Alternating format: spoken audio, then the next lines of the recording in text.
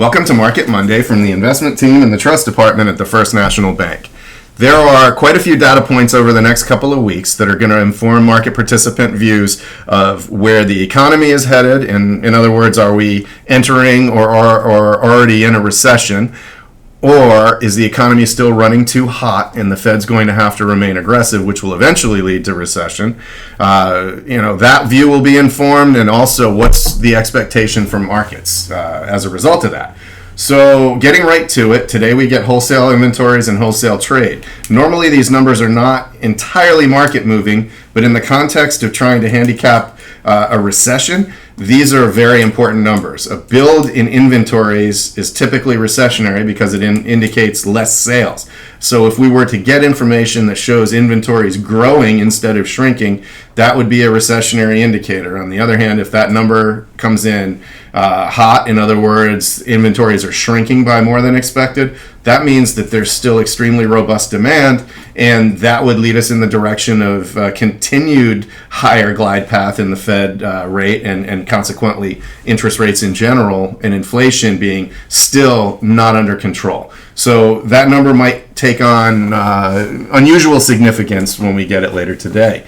We'll get information about consumer price index, which is expected to grow to 0.3% from its last reading at 0.1%. This shows strong inflationary force potentially resuming, and it's something to watch. If this number comes in weaker, potentially that's going to be a bonus for the markets, depending on how weak. We don't want to see it change by too great a degree. These numbers really require a Goldilocks zone because on the one hand they augur a recession, and on the other hand they augur more aggressive Fed, and neither of these are really good outcomes. So we're watching carefully, and we're hoping things come in line. We get PPI, the producer price index, coming on Wednesday, and that again is expected to show growth of 0.2%, whereas the last reading was minus 0.3%. So what we're seeing is expectations are that inflation is kind of continuing to surge, which requires the Fed to remain vigilant and strong in its responses. And this informs monetary policy, which informs markets. And so we continue to watch that stuff. We'll get information later in the week about the labor market and sentiment. Going into next week, we get information about retail sales. That's a very key number. Is the consumer continuing to spend and increase spending, which is actually what's shown as the forecast. The forecast is for a growth of 0.5%, whereas the last time this report came out, it was 0.3%. So the market seems to think that the economy is still going very strong, and this number will give us some insight into that.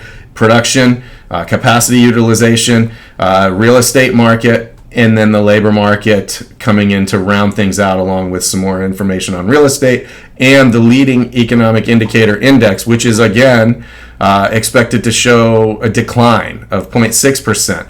A little bit lesser of a decline than the 0.7% on the last, but this still augurs recession. And what does all that mean for markets? I mean, the economy appears to be very strong.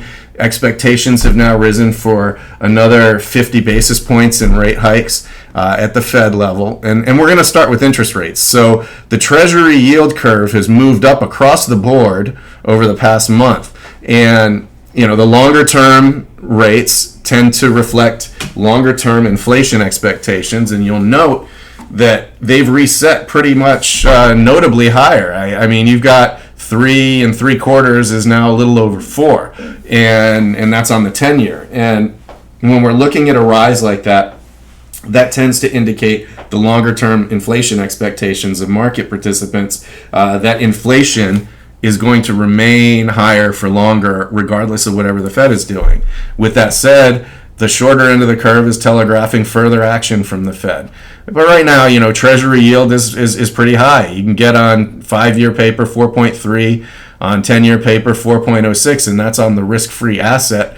In closer, yes, you can get higher rates, but we're not necessarily looking at this portion of the yield curve to reinvest. When we look at corporate bonds, those rates have gone up as well. The reasoning is twofold in the corporate world, though.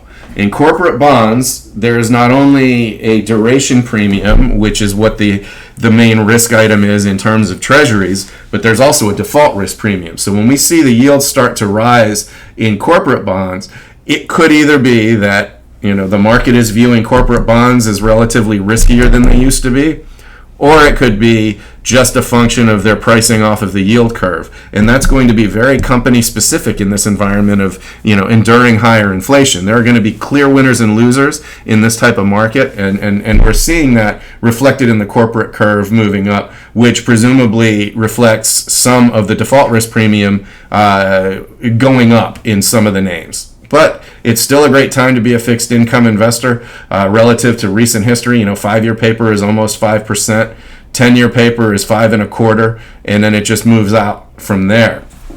So it's good for the income portion of the portfolio, and we do espouse owning a mix of stocks and bonds in order to both lower the volatility of the portfolio and provide that income stream which can be reinvested and take advantage of the compounding.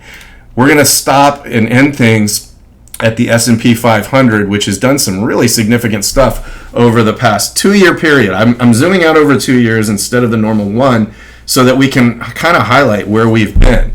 We've captured basically the entire bear market of 2022, a sideways recovery period, and now a breakout that's appearing really strong and in the face of all sorts of data that indicate that the market should, quote unquote, be going down on the expectation that interest rates are going to continue higher, the Fed's going to have to remain aggressive, inflation's going to keep raising costs and thus shrinking margins at the corporation, and also pricing consumers out of the market, leading to that recession. And all of those things are supposedly, quote unquote, negative news items. When the market can do nothing but go up in the face of negative news, that's a sign to pay attention to.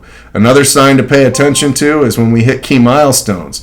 The breakout area of the last major high that was put in back last year was around 4,325, and we're now well above that. We've come up to 4,460 and plus, and we're now in a zone that hasn't been traded for quite some time. And in this area, and during this move, volatility has come down as measured by the VIX index. We're not going to show that, but volatility is dramatically down. You can kind of tell just by looking at the size of these bars on the chart and how much smaller they've gotten over here.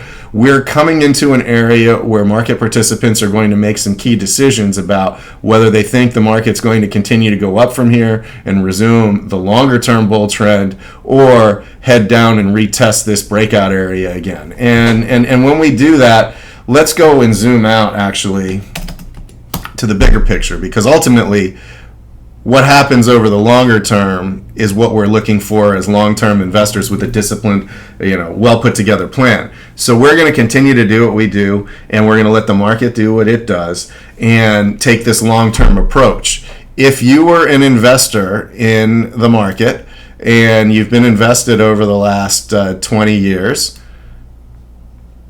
you've got a return of somewhere around